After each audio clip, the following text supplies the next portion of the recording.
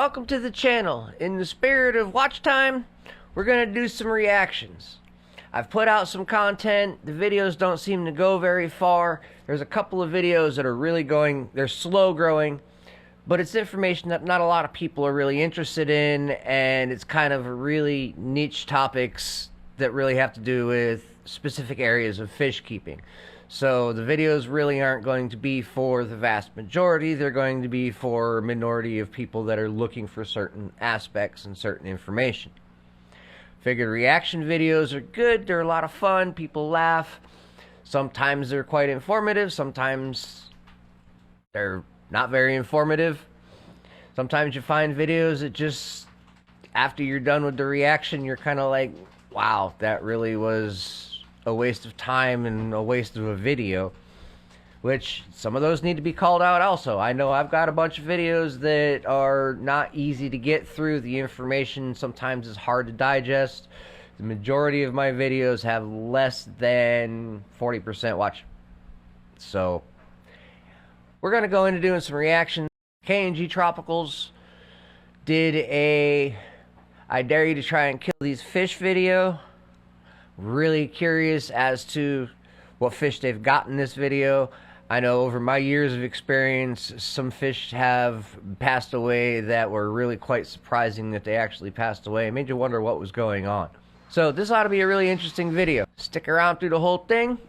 Look forward to hearing your comments, and let's get going. All right, let me guess. You set up an aquarium a while back and everything looks good, but you're struggling to keep fish alive. You just want to have fish in the tank that look good and you don't have to replace every couple of weeks. Well, here is our list of the best, hardiest, most bulletproof fish. Yeah, okay. All right, let's get this one out of the way first. The common plecostomus might be the most bulletproof fish, not only on this list, but it might be the hardiest animal on the planet because it's literally swimming around with a suit of armor on. I've got two personal examples of just how hardy these fish are.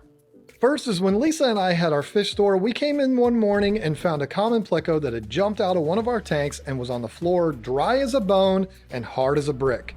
I was in a hurry at the time, so I just set him back in the tank. Don't worry, there wasn't any other fish in the tank. It was just for him. Well, 15 minutes later, I come back to the tank and he's swimming around like nothing happened. The second example is, I went to a fish keeper friend of mine's house back in the mid-90s, and the first thing I did was go look at his tank, and the water was down about halfway and everything was off. I asked him, hey, what's going on with this? And he said, oh, I just shut it down and gave all the fish to a friend. I'm over it. I am not making this up when I tell you I went back like 4 months later. The tank was down to about 2 inches of water at this point. And when I walked up to it, I must have made a noise because there was something that fluttered across the tiny bit of water that was in there. What do you think it was? Yep, it was a common pleco that was in there the whole time with no food, no nothing, no maintenance, no nothing, just there, and it was fine. Obviously, I am in no way condoning either of these examples as something that you should do. I'm just using these as examples of just how hardy these fish are. But you know what I'm going to say. Don't buy a common plecostomus unless you have a minimum of a 6-foot tank. Yes, these fish are hardy, but they get absolutely huge, and they're not the worker fish you think they are. No, they're omnivores. They eat plants and meat. Down here in Florida, you can go to some like Orlando, you can go to the retention ponds and you can cast net catch these things. Now Orlando seems to stay a little bit warmer than where I'm at. I've had these things in the boat ponds, every bit of 15 to 18 inches long. The freezes come along in the wintertime, they don't make it. Granted, these were caught out, harvested out in nature. They're super invasive species down here in Florida. I thought they'd be really cool to have in the boat ponds, which they were really neat to have in the boat ponds. But yeah, they can't handle extreme colds. Being what the fish is, really not kind of surprising that it can't handle extreme colds. But all right, what do we got next? Oh God, Danios.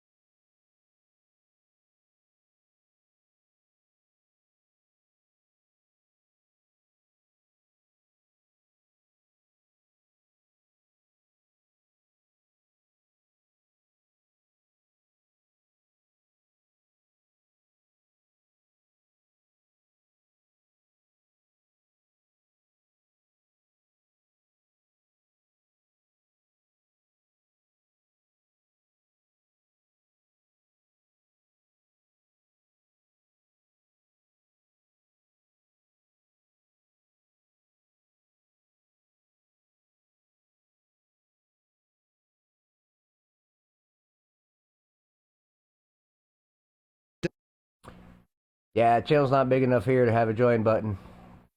Kind of envious of them. But they do a lot of work. They do a lot of streaming. They've done a lot. They've tried a lot. And they push a lot of products. So kudos to them. Love the content. Yes, I will definitely agree. Although I have pretty much had bad luck with all of the fish on the list. And while they're not as fragile as some fish, temperatures are a big thing. Temperatures are a huge thing. Guppies can't take any of those fish in this list, besides the goldfish, can't handle cold temperatures. These are all tropical fish. Great list. Great video. You guys got anything to add to it? You got any more fish you think might be bulletproof? Let me know in the comments below. I would like to add Raphael catfish onto that list, because I have had amazing luck with Raphaels, and they've gone through a lot of stuff. I've had them for almost 20 years. Platies can handle lower temperatures. Those are really durable fish also. So I would add those to it. They're also a live breeder, so they will fill your tank up rather quickly. But they're more omnivorous and will eat their babies, unlike guppies. Guppies, if they've got enough food, they won't eat their babies, and they will explode a tank. I love putting them in shrimp because they don't really hurt the shrimp either. So you get shrimp growth and you get guppy growth. Double bonus. Have a great day, everybody. Hope you enjoyed the video. I want to thank KGTropicals for posting the video, making it. I really enjoyed reacting to it. Look forward to reacting some more. See you in the future.